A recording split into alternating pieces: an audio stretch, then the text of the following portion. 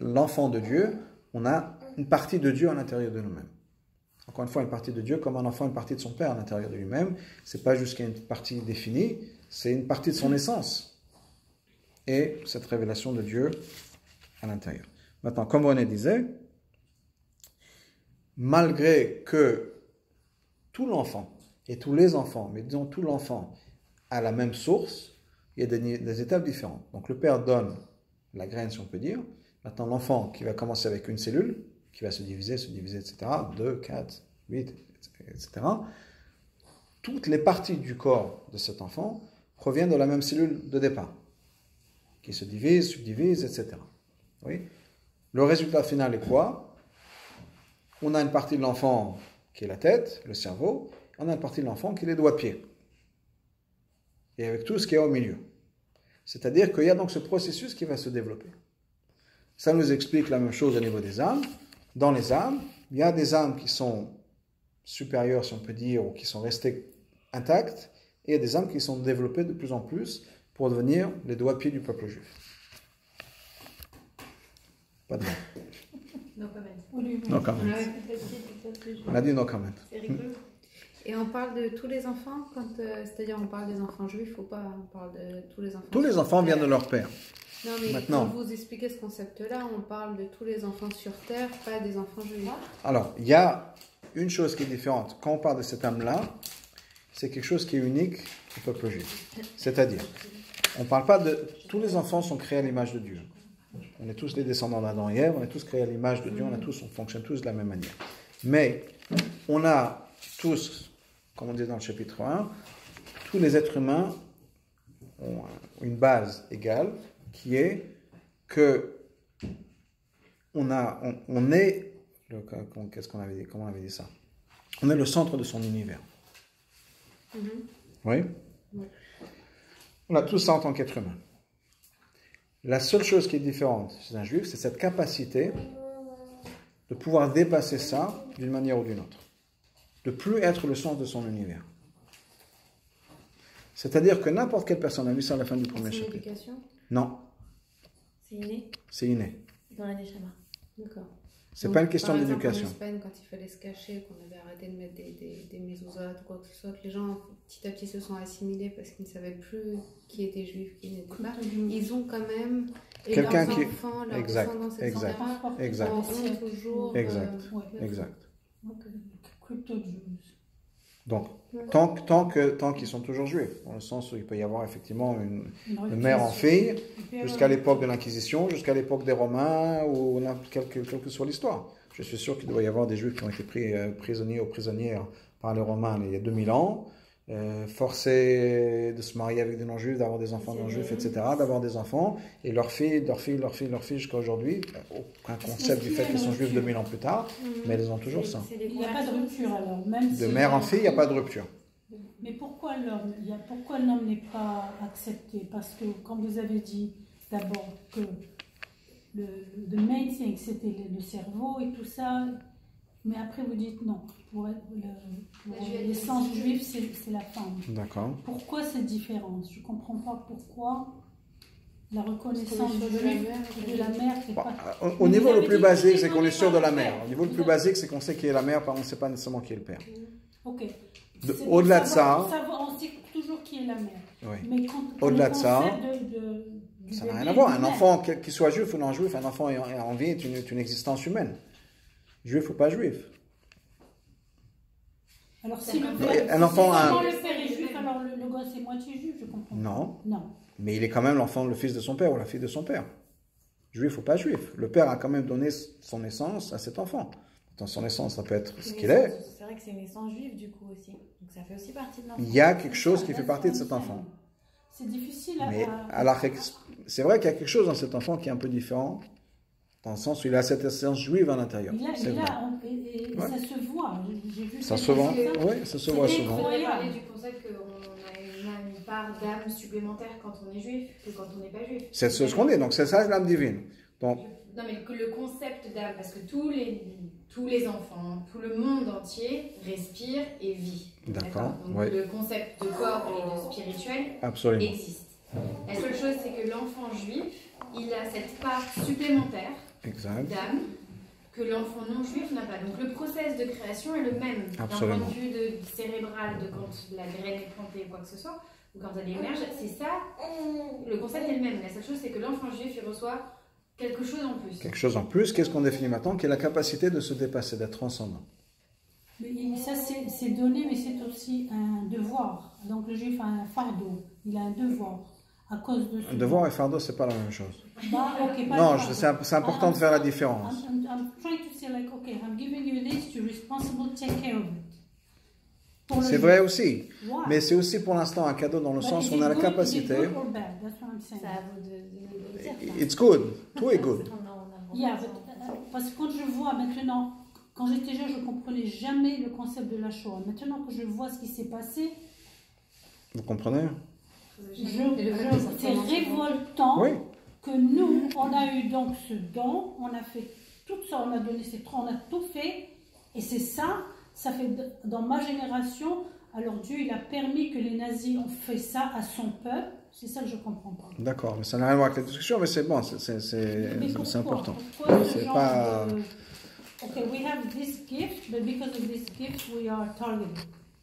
You just Oui, have oui, it. oui, oui, oui, oui. Non, c'est pas. C'est pas ce qu'on a évité. C'est ça le fardeau. Moi j'ai compris quand elle a dit Tu penses? fardeau, ça a connecté aussi, c'est ce Ça va don. rajouter. C'est pas ce qu'on a évité. Il y a C'est ça, le C'est- fardeau. c'est- ok. C'est Oui, le résultat était Oui. bon. Aujourd'hui encore. encore. C'est Vous avez Oui. vu le rapport ce matin qui s'est Non, fait, en Argentine, difficile ouais, à ouais. accepter que ça... C'est dans ce sens-là, c'est pas Ok. péjoratif. Enfin, c'est Je pas- comprends, mais c'est pas. Bon, je ne veux pas rentrer dans ça tout de suite parce que Oui, c'est pas. mais C'est quand c'est on un est sujet plus trop long. jeune, on n'arrive pas à... On l'accepte un peu, mais quand on voit nos enfants, nos petits-enfants, on dit « Wow, that can happen to my grandchildren, Ok. Ça Ouais. fait peur. Ouais, bien Alors, sûr que ça fait vous peur. voulez dire que le juif donc est doté d'un cadeau et on est différent et par On est différents et c'est cette différence qui crée des problèmes, absolument. Maintenant, c'est quoi la différence? La différence, c'est qu'on est capable d'être transcendant, de ne pas se mettre au centre de nos actions. C'est quelque chose qu'un non-juif n'est pas capable, dans le sens où chaque personne, encore une fois, c'est chaque être humain, c'est juif ou non-juif. Et comme je le disais au départ, on est tous, on s'identifie tous avec notre âme animale, moins que notre âme divine. C'est-à-dire qu'on fonctionne tous juifs ou non-juifs, on a tous ce point, qui est qu'on est tous au centre de notre univers. Donc même si je veux faire des efforts, même si je veux être généreux, je veux cacher des juifs pendant la guerre, tout ça, c'est pourquoi? C'est parce que j'ai une raison. C'est moral, c'est juste, c'est ce qu'il faut faire, c'est ce que mes parents m'ont appris. Quelle que soit la raison pour laquelle les gens ont C'est fait, toujours égoïste. égoïste, c'est un mot qui est fort et péjoratif. Ben, pour ton propre... Égocentrique. Égocentrique, c'est-à-dire c'est parce que moi, j'y crois. Je crois que c'est quelque chose qui est important de le faire. Quelle que soit ma raison, j'ai été élevé comme ça, c'est religieux, c'est pas religieux, c'est politique, c'est social, c'est moral, quelle que soit la raison, mais j'ai une raison, et dans ma tête, dans ma conception du monde, c'est quelque chose qui est important de le faire, au risque de ma vie, parce qu'il y a beaucoup de gens de non-juifs qui ont risqué leur vie pour sauver des juifs, etc. Mais il y a un moi derrière qui dit, je le fais parce que j'y crois. Your own gratification, you're doing it for Le you. gratification, c'est pas, encore une fois, c'est pas nécessairement dans ce sens. Je veux rester dans le positif. Et si vous le pensez de manière positive, il n'y a pas de problème. C'est que c'est quelque chose auquel je crois, c'est quelque chose qui est important pour moi dans ma vie. Pas ce que je vais faire recevoir une récompense derrière après. Il y a des gens qui ont perdu leur vie, il y a des gens qui ont perdu leur travail, il y a des gens qui ont perdu leur famille. Il y a des gens qui ont beaucoup perdu en cachant par exemple des juifs pendant la guerre ou aidant les juifs. On connaît l'ambassadeur japonais qui avait donné des visas à tout le monde en Russie ou autres, qui ont risqué toute leur carrière, qui sont morts complètement oubliés ou pire. Des gens qui ont été tués, des gens qui ont souffert pour pouvoir aider d'autres personnes. Donc c'est pas nécessairement qu'ils vont y gagner quelque chose. Mais c'est que dans leur tête à eux, ça a du sens et c'est ce qu'il faut faire. C'est le bon choix dans leur tête. La seule chose qu'un juif est capable de plus, encore une fois capable, ça ne veut pas dire qu'on le fait nécessairement. On est capable. On est capable de faire quelque chose auquel on ne croit pas. Quelque chose qui ne nous correspond pas du tout. Encore une fois, bon, un exemple, et ce n'est pas le seul exemple, c'est je reviens au jeu de Yom Kippour, parce que c'est quelqu'un qui, dans sa vie, dans son mode de fonctionnement, n'a pas de place pour Dieu, pour la religion, pour la synagogue, et tout d'un coup, un jour par an, va se retrouver dans une synagogue. Pourquoi? Oui, tradition, mes parents, mes grands-parents, et le Shabbat dernier, tout le monde faisait, manger caché, pourquoi pas Pessah? Il n'y a pas d'explication vraiment logique à 100% qui tienne la route en disant, voilà, je le fais parce que Je suis religieux, je crois en Dieu. Non, je suis peut-être pas religieux, je crois peut-être pas en Dieu, mais je me retrouve à la synagogue le jour du Yom Kippour. Ça n'existe pas à l'extérieur du peuple juif. D'avoir un truc qui est complètement illogique. Aucune conscience. Non, conscience, le non-juif aussi, tout le monde a une conscience. Au contraire, quelque chose qui va contre ma conscience, dans le sens c'est quelque chose que je ne comprends pas. Je n'ai pas d'explication pourquoi je suis en train de faire ce que je suis en train de faire. J'y crois pas, ça me dit rien, ça me fait rien. J'ai aucune raison pourquoi je le fais. Et je le fais. C'est la Neshama qui parle. C'est la Neshama qui parle. Donc ça, c'est une capacité, encore une fois, on ne le vit pas tous les jours, on n'a peut-être pas besoin de le vivre tous les jours, donc on ne le vit pas tous les jours, qui est de faire quelque chose auquel on n'y croit vraiment pas du tout. Et ça devient compliqué, parce que même si quelqu'un dit, ouais, je vais faire quelque chose qui ne me convient pas. Oui, pourquoi? Parce que j'ai appris dans le cours qu'est-ce qu'il faut faire. Encore une fois, je retourne sur moi. Je sais que pour être un bon juif ou une bonne juive, il faut que je fasse des choses que je ne comprends pas, il faut que je fasse quelque chose qui me dépasse, quelque chose qui ne me convient pas, donc je le fais. Parce que c'est comme ça que j'ai appris qu'il faut faire quelque chose. Donc ça devient, on rentre un peu dans un cercle vicieux, dans le sens où on ne peut jamais vraiment s'échapper à soi-même. Et ça, c'est la condition humaine. On est tous comme ça, juifs, non-juifs, on a tous le même problème, c'est qu'on est tous coincés dans le sens où c'est moi qui prends toutes mes décisions. Donc même si je décide de faire ce que Dieu me demande, je suis là. Et c'est moi qui ai pris la décision. Si j'attends 5 minutes et Dieu n'est pas là, je dis bon, ça y est, ça suffit, j'ai attendu 5 minutes, Dieu ne m'a rien dit. Ou 5 minutes, ou 5 ans, ou 50 ans, ou 500 ans. Mais c'est moi qui ai pris la décision de m'abandonner à Dieu. C'est moi qui ai pris la décision. Donc, ce n'est pas quelque chose de simple non plus.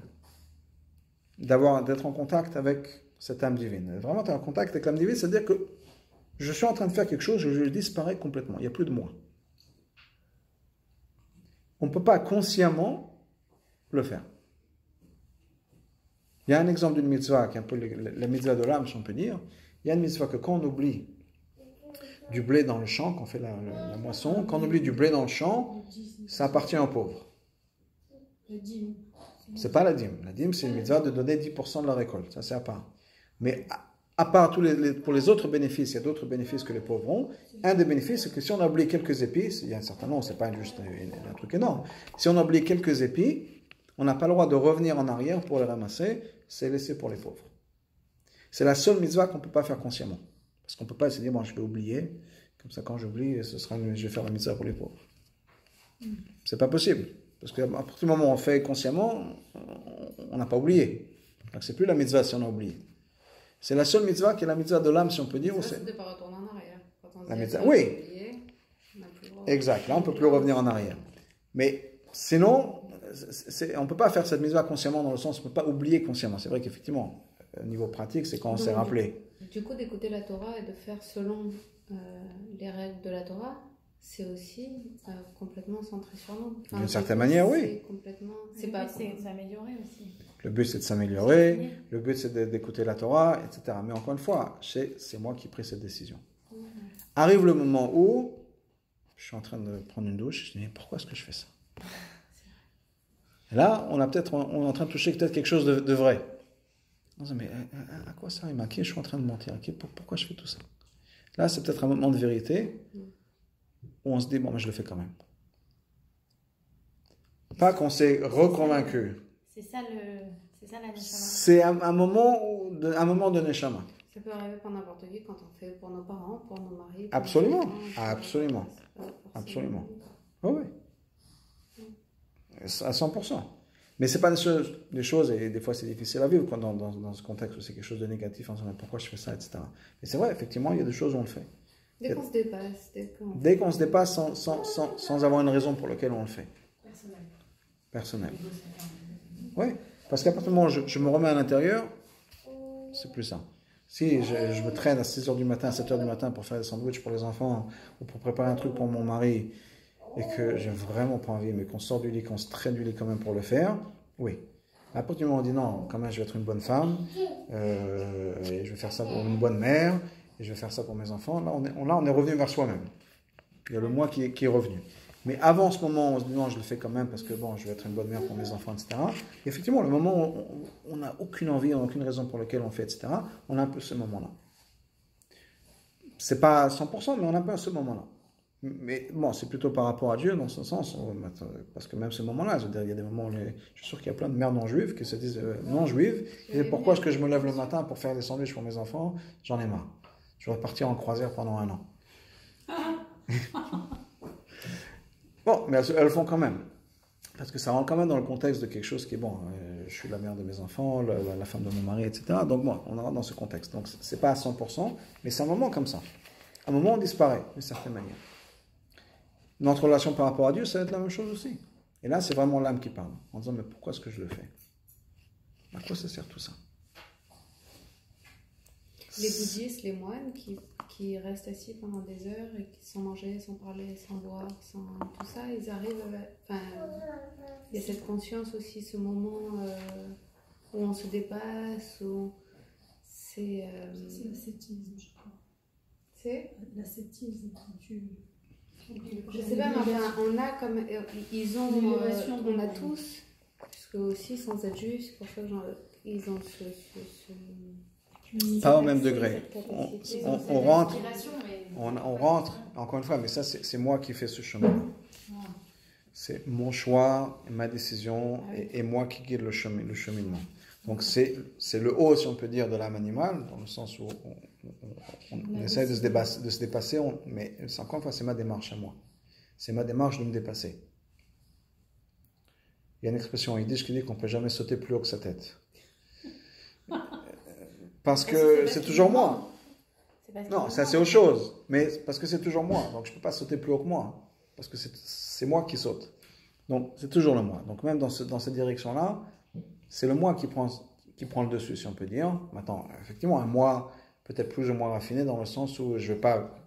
C'est pas que j'ai vu ton iPhone, je le veux, je le prends. C'est je veux avoir une vie complètement spirituelle. Spirituel, divin, c'est pas la même chose. Pas pour l'instant, on finit, mais... Alors voilà, moi c'est la nuance que j'ai du mal à... Divin, c'est se mettre de côté. Spirituel, c'est une expérience que j'ai. C'est pas une expérience de manger un sandwich, c'est une expérience un peu plus élevée, un peu plus raffinée, mais c'est une expérience à moi. Le divin n'a rien à voir nécessairement avec cette expérience-là. Donc en fait, juste peut-être pour comprendre, le divin, en fin de compte, on peut vivre toute une vie sans forcément l'expérience. Peut-être, c'est difficile en tant que juif de le vivre, c'est difficile de le faire, parce qu'il y a des moments où on le fait. Je donne un exemple, et on va s'arrêter là. Spirituel, c'est d'aller à la synagogue le jour du Yom Kippour et de prier. On se sent connecté, on prie. Divin, ça peut être de rester à la maison, s'occuper des enfants le jour du Yom Kippour et de ne pas aller prier. Ça, c'est pas mal comme exemple.